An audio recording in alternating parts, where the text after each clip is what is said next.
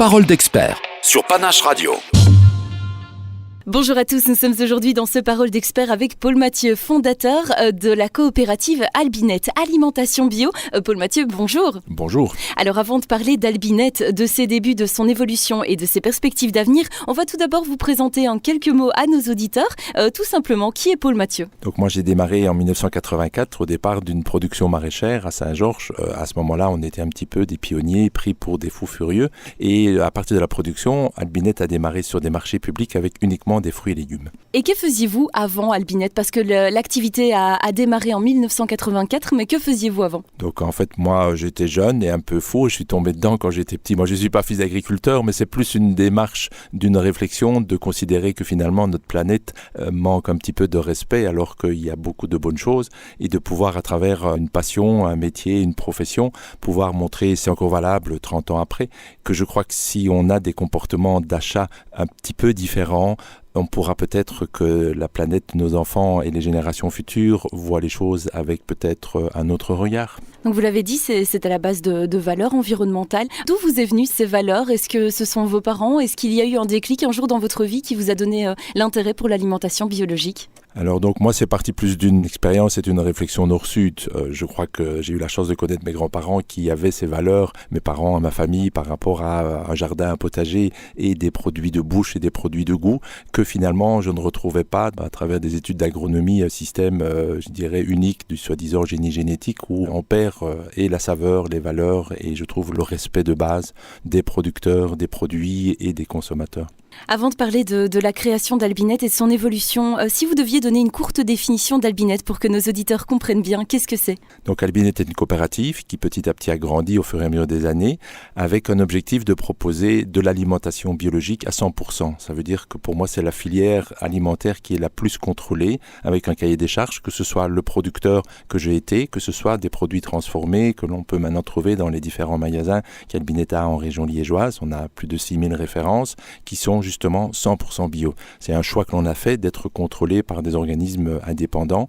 Donc l'ensemble de la filière, du producteur transformateur, que ce soit le boucher qui collabore avec nous, le boulanger ou le bon chocolat par exemple, ou d'autres bonnes choses comme ça, sont garantis avec un cahier des charges. Et le magasin, les différents magasins maintenant que je vais pouvoir vous présenter, sont tous garantis 100% bio. Je crois que c'est vraiment une particularité qu'on a voulu. J'ai beaucoup de respect pour les produits naturels, fermiers, artisanaux. On met en avant ces valeurs et ces choses-là aussi avec des produits locaux. Mais nous, le premier critère, c'est qu'il y a un label bio sur les produits alimentaires que nous proposons. Paul Mathieu, on se retrouve juste après ça pour parler des tout débuts de la coopérative Albinette.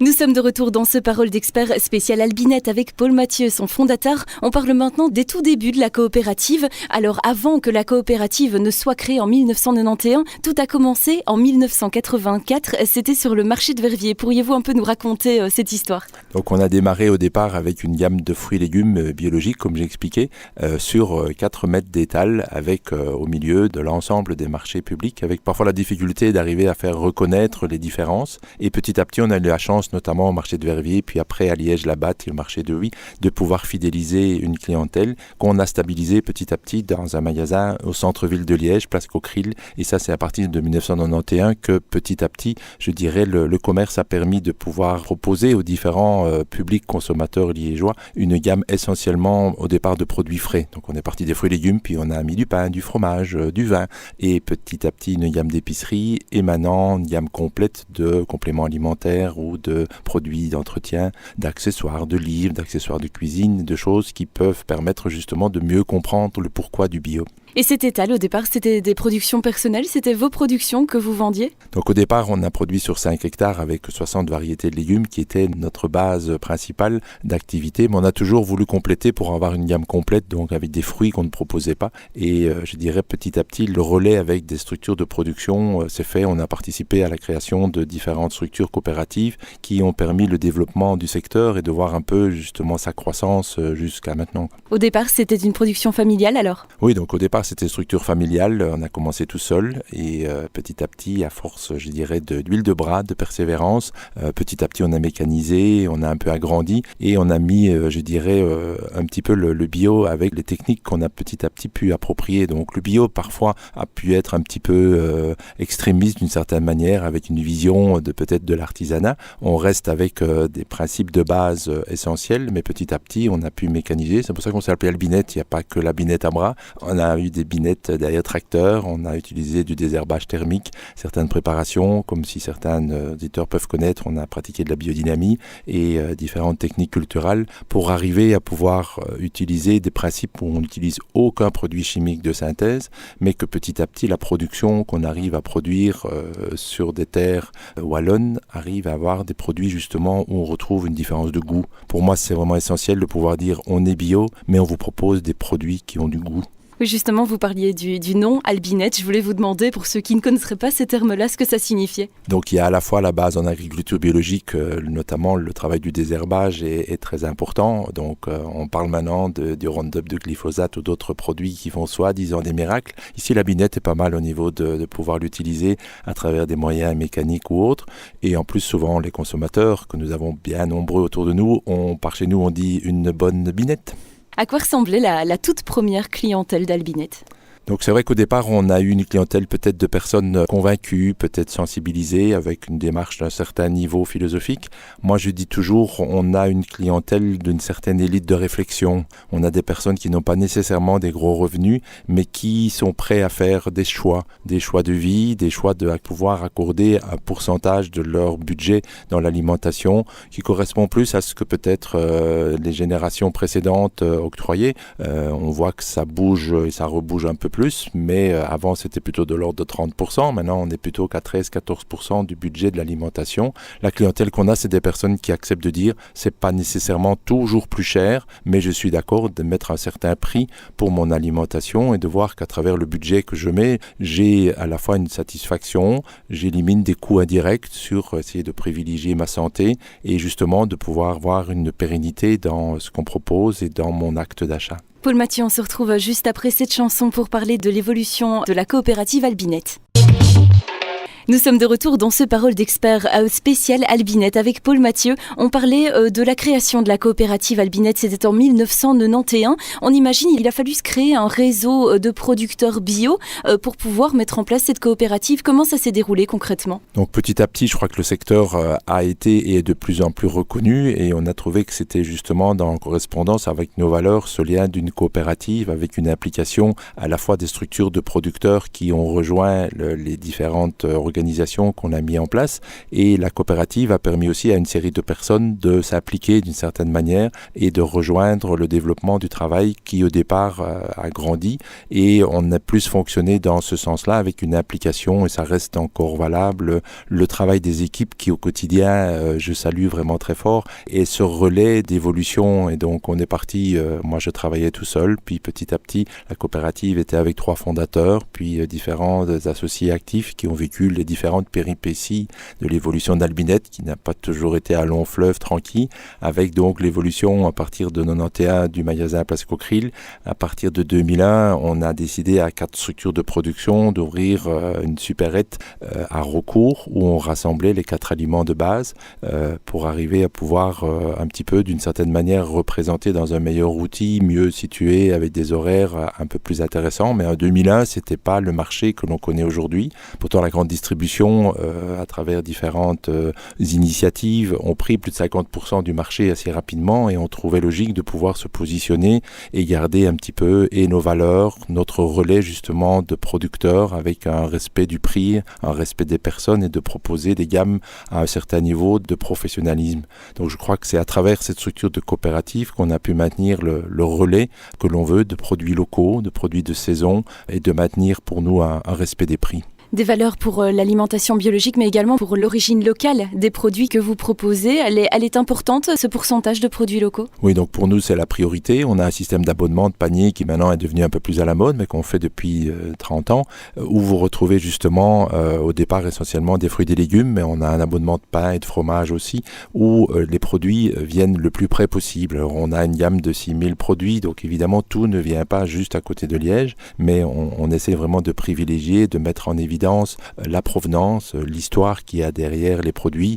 Il y a des structures comme Nature et Progrès qui nous ont soutenus et continuent à faire des campagnes qui ont des titres comme Mes aliments ont un visage. C'est de pouvoir vous dire d'où viennent les produits. Ça, on a toujours trouvé très important de pouvoir faire ce relais, cette identification. Donc on a la chance en province de Liège, région liégeoise, d'avoir beaucoup d'initiatives à pas mal de niveaux, que ce soit au niveau de production. C'est une des régions wallonnes où il y a le plus de pourcentage d'augmentation des surfaces agricoles en bio, et au niveau de différentes initiatives concurrentes ou intéressantes à pas mal de niveaux, que ce soit des marchés de circuits courts, de court-circuits ou de différentes initiatives à taille diverses de groupements d'achat ou autres petites épiceries. On se profile par rapport à ce terrain intéressant, justement par rapport à un développement de produits justement locaux, et où Albinet amène, je crois, et son expérience et un professionnalisme qui a permis justement petit à petit d'assurer un développement à une taille humaine. Est-ce qu'au cours des années qui ont déjà passé à l'Albinet, est-ce qu'il y a eu une année clé, une année importante? Vous l'avez dit, ça n'a pas été toujours un long fleuve tranquille. Cependant, est-ce qu'il y a eu une année qui a particulièrement boosté l'activité? Je crois qu'on a eu des reconnaissances, et c'est vrai que c'était intéressant de fêter en collaboration avec les Grignoux, que pas mal de Liégeois connaissent, des avant-premières de documentaires qui petit à petit donnaient un peu sens. Donc pour les 20 ans, les 25 ans, dernièrement les 30 ans d'Albinet, on a eu des événements où on remplissait la salle du parc avec une reconnaissance et un impact qu'on a vu petit à petit essaimer. Donc pour moi, un élément frappant, c'est le documentaire Demain, que pas mal de personnes, je crois, ont pu voir ou lire le livre ou en entendre parler, a été plébiscité. Et on était, nous, à l'avant-première, et on s'est rendu compte que là, il y avait vraiment des changements et des répercussions dans le pratico-pratique de chaque citoyen, pas uniquement au niveau de l'agriculture, c'est au niveau de l'éducation, au niveau d'un engagement par rapport aux énergies renouvelables. C'est un engagement qui peut être jusqu'à des engagements citoyens, politique dans le bon sens du terme. Paul Mathieu, on se retrouve juste après ça pour continuer ce Parole d'expert spécial Albinet. Nous sommes de retour dans ce Parole d'expert spécial Albinet. Paul Mathieu, il faut le savoir, il y a une semaine maintenant, vous avez inauguré un nouvel établissement, celui de Warem. Tout simplement, comment ça s'est passé? Donc ici, on a notre 4e implantation et on a la chance de se retrouver avec un peu d'expérience dans un terroir où justement, comme à Accourt, on a essayé de privilégier des zones où on se rend compte qu'il y a un potentiel de consommateurs encore, heureusement, proche de la nature, du terroir et des produits de saveur et de goût. Et on est heureusement surpris après quelques jours d'ouverture de voir la fréquentation et l'engouement par rapport aux initiatives qu'on peut proposer, ou quand le consommateur rentre chez nous, il rentre sur un îlot de légumes et de fruits justement de saison, des produits locaux, avec des produits en vrac où on peut justement éviter le suremballage, avec un service comptoir de fromage, de crèmerie, de pâtisserie, de produits traiteurs, un ensemble de gamme de produits dans son ensemble, avec un service qu'on a voulu élargir puisqu'on est ouvert 7 jours sur 7, et donc ça permet d'être accessible. Le magasin de proximité du centre-ville répond à une demande et qu'on veut vraiment maintenir en se situant à Raucourt, Accourt et Warem, tout près des réseaux d'autoroutes, avec un parking accessible et très commode. Voilà, on satisfait une demande et manifestement, il y a une réponse qui est très encourageante. Oui, il faut le savoir, donc vous avez différents magasins, différents établissements, mais vous proposez également des services aux entreprises. Donc voilà, par rapport à un peu le développement des sites internet, et on a eu la possibilité de pouvoir, juste par l'intermédiaire d'un service aux entreprises, de pouvoir proposer pour les employés la possibilité de faire des commandes par Internet qui sont livrées pour le moment une fois par semaine, et ça devrait se développer par rapport au départ des paniers entreprises où on peut proposer pour les employés des fruits ou des produits intéressants pour leur pause, et la possibilité en accord avec les entreprises que les employés puissent en fin de semaine éventuellement, après avoir fait leur commande sur le site et en se débrouillant de manière autonome, les entreprises sont livrées par des commandes qui sont réalisées dans le magasin de Raucourt. Oui, justement, donc vos différentes enseignes sont installées à des lieux stratégiques, tout près notamment de zoning. Est-ce que ça fonctionne bien, ce système de panier aux entreprises ? Il y a énormément de demandes et donc on est en train de le structurer par rapport à des livraisons et il faut qu'il y ait un peu l'accord aussi de l'entreprise. Mais je crois que c'est vraiment un développement intéressant parce que beaucoup de personnes, même par rapport aux horaires que l'on a, sont pas toujours disponibles pour pouvoir faire leurs courses. On a l'impression qu'on n'existe pas vraiment alors qu'on est présent depuis 30 ans. Ce service, je crois, dans les évolutions du temps, devrait s'élargir pour même la capacité que n'importe quel consommateur puisse faire ses commandes sur notre site et pouvoir venir le prendre en magasin. Pour le moment, c'est une première étape qui est vraiment très très prometteuse aussi. Aujourd'hui, Albinet, c'est combien de personnes ? Donc ici, petit à petit, on est maintenant à de l'ordre de 26 équivalents temps plein, mais avec des renforts, notamment d'étudiants pour certaines prestations, comme on est ouvert 7 jours sur 7 et l'été qu'on n'arrête pas, pour que chacun puisse aussi avoir une vie un petit peu correcte. On a recours à pas mal d'étudiants qui s'impliquent, puis petit à petit, on a même certains qui, après leurs études, sont revenus et ont été engagés chez nous. Ça fait de l'ordre d'une quarantaine de personnes. Et votre rôle, vous personnellement, parce qu'au début, vous faisiez tout, comment il a évolué, votre rôle au sein de la coopérative ? Alors moi, je change de métier, donc j'apprends à déléguer et petit à petit, je dis souvent, à la fois, j'essaye d'être au courant de tout, en ne faisant pas tout évidemment, et pour moi, en essayant de toujours bien garder l'église au milieu du village, j'essaye de pouvoir garder justement au milieu d'un développement croissant, d'une reconnaissance du secteur, de garder nos valeurs de base fondamentales et d'éviter des dérives de peut-être que les produits bio sont maintenant un petit peu plus à la mode ou auraient tendance à avoir des dérives d'un peut-être bio-industriel. Je tiens à garder ce lien direct de produits locaux essentiels, de personnes qu'il y a derrière, de faire qu'on a beau avoir un marché en croissance qui est jalousé par pas mal de grosses structures. Nous, on veut que les personnes restent la base de la coopérative, de notre fonctionnement, que chacun y trouve sa place, y soit reconnu. Et c'est ça qui fait que les clients sont accueillis, servis du mieux qu'on peut grâce à une équipe fantastique. Paul Mathieu, on se retrouve juste après cette chanson pour évoquer l'évolution et la situation actuelle de votre secteur d'activité.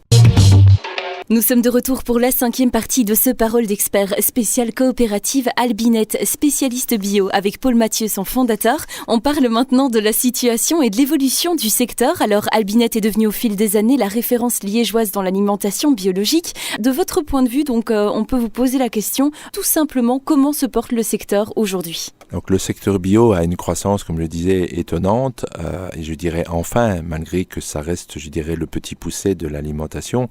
Donc pour donner un peu des chiffres qui sont en pleine évolution, mais on est encore en dessous tout juste des 10% des surfaces agricoles cultivées en Wallonie, et la consommation se situe plutôt aux alentours de 6 à 7% de la consommation. Donc il y a encore évidemment un grand pas à pouvoir franchir, mais je trouve intéressant que la reconnaissance que moi j'ai pu vivre au travers de ces différentes années, dans ce documentaire Demain dont je parlais tout à l'heure, des rapporteurs des Nations Unies, Olivier de Schutter, que certaines personnes peut-être connaissent, donne pour moi des preuves intéressantes et irréfutables qu'il y a moyen de nourrir l'ensemble de la population avec les principes de l'agriculture biologique et de l'agroécologie, qu'on est dans une évolution de à la fois reconnaissance scientifique, reconnaissance des consommateurs, reconnaissance politique à pas mal de niveaux. Il y a encore pas mal d'évolutions, mais on sent vraiment que ça bouge à beaucoup de niveaux. Donc moi, je reste vraiment très positif dans l'évolution avec des croissances qui sont étonnantes de 15-20%, que oui, certains secteurs, on voudrait bien avoir.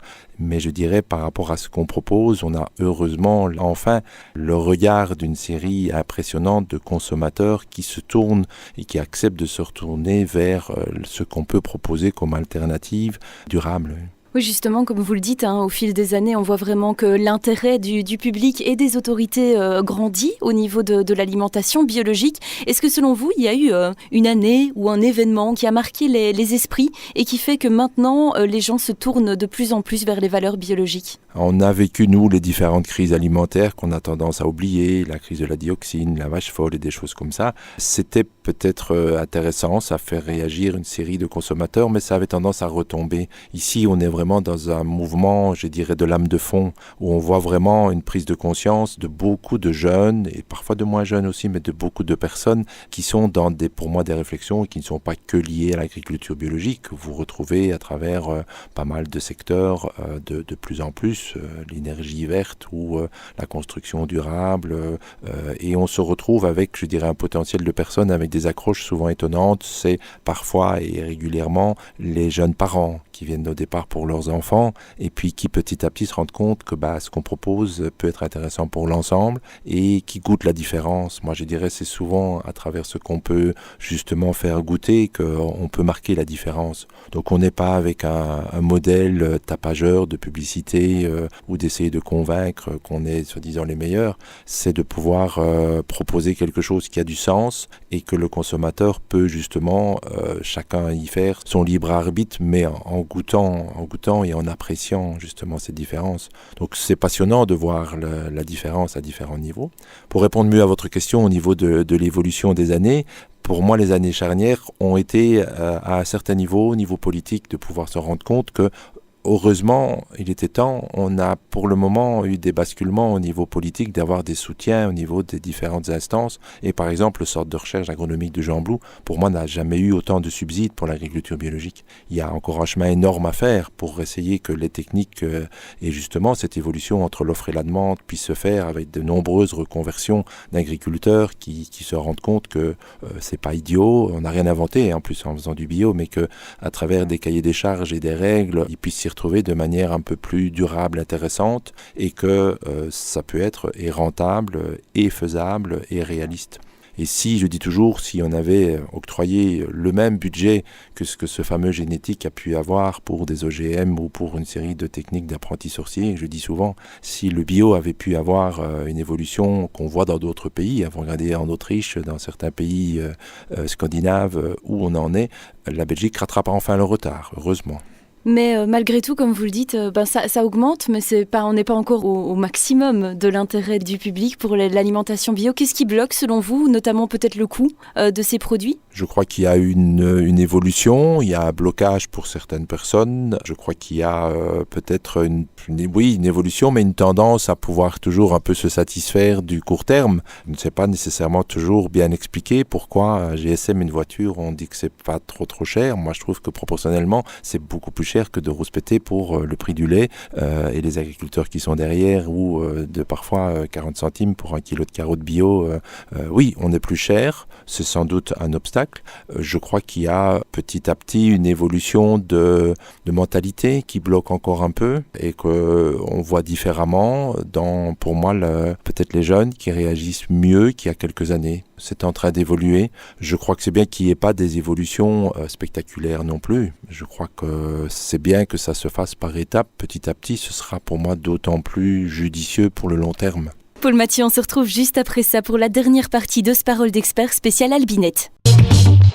Nous sommes de retour dans ce Parole d'Expert spécial Albinette avec Paul Mathieu. On est déjà à la dernière partie. On parle maintenant des perspectives d'avenir et des projets de la coopérative. Alors tout d'abord, je voulais vous demander, quand vous regardez en arrière, plus de 30 ans dans l'alimentation biologique, est-ce que vous avez des regrets, des fiertés ? Alors, les fiertés, c'est de pouvoir avoir gardé le cap et maintenu un petit peu des choses, c'est d'avoir créé de l'emploi. Les regrets, c'est peut-être que ça ait mis un certain temps pour y arriver, qu'on aurait peut-être voulu que ça aille un peu plus vite. Le regret principal, peut-être, c'est au niveau de je n'étais pas fils d'agriculteur, donc ce n'est pas simple de pouvoir bien maîtriser des techniques agricoles et de pouvoir avoir pu maintenir un lien direct avec la production. Ça fait partie de mon histoire, voilà. Mais aujourd'hui, Albinette grandit. La 4e enseigne vient d'être inaugurée à Warem. Est-ce que vous avez des projets à court terme pour la coopérative ? Donc le projet suivant après Warem, c'est d'arriver à des bâtiments qu'on estimerait encore un cran au-dessus. Donc il y a un projet dont on vient enfin d'avoir les autorisations à Saint-Walburge où on devrait construire le premier bâtiment en propre qui soit un peu plus écologique aussi pour pouvoir dire sur le toit des panneaux solaires, les frigos avec bien d'énergie renouvelable, un bâtiment un peu mieux isolé et un parking un peu autonome avec des bornes pour les voitures électriques. Ça c'est ce qui se dessine pour normalement dans le courant de l'année 2018. D'habitude, je demande à nos invités, selon l'âge de leur société, de leur entreprise, où ils aimeraient la voir dans le même temps, plus tard. Mais je ne vais pas vous demander dans 30 ans où vous aimeriez voir Albinett, plutôt dans 10. Où est-ce que vous aimeriez voir la coopérative ? Dans 10 ans, si elle peut avoir gardé ses valeurs et pouvoir avoir pu maintenir le cap, je ne cherche pas à avoir une croissance à outrance. J'aime bien la région de Liège, la ville de Liège, et qu'on puisse un peu essaimer encore autour de Liège. Je crois qu'il y a encore de la place. Donc on verra un peu dans l'évolution comment ça pourra satisfaire à une demande.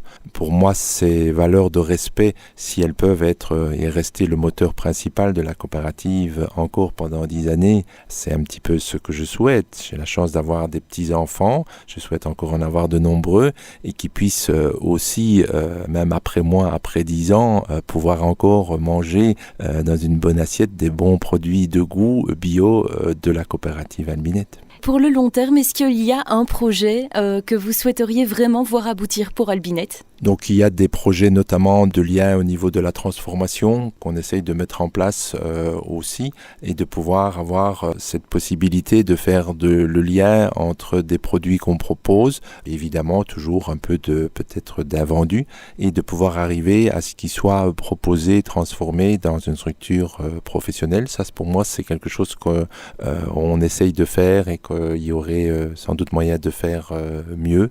Ça c'est un des projets, il y en a d'autres peut-être. Et plus globalement, pour l'avenir de l'alimentation biologique dans notre province, vous êtes confiant ? Oui, donc moi je reste confiant par rapport à justement, je crois qu'il y a des soutiens, je souhaiterais qu'il y en ait encore plus. Pour moi, c'est que les agriculteurs puissent arriver à pouvoir, je dirais vraiment, être reconnus dans leur labeur et dans leurs tâches, dans leur passion, avec jusque, pour moi, au bout, du respect du juste prix.